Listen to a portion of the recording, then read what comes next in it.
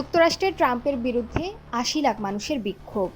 যুক্তরাষ্ট্রের president Donald ট্রাম্পের বিরুদ্ধে নো কিংস বিক্ষোভে অংশ নিয়েছেন প্রায় ৮০ লাখ মানুষ। স্থানীয় সময় শনিবার রাস্তায় নামেন সাধারণ মানুষ। এতে প্রেসিডেন্ট ট্রাম্পের নেতৃত্বের প্রতি নিজেদের ক্ষোভ প্রকাশ করেন। ট্রাম্পের বিভিন্ন নীতির বিরুদ্ধে নো কিংস নামে একটি বিক্ষোভের আয়োজন করা হয়। এতে দেশটির ৫০টি অঙ্গরাজ্যের লাখ লাখ মানুষ অংশ নেন। এর আগে গত বছরের অক্টোবরেও নো কিংস আন্দোলন হয়। সেই আন্দোলনের তুলনায় এবার ১০ লাখ বেশি মানুষ ট্রাম্পের প্রতি ক্ষোভ জানিয়েছেন।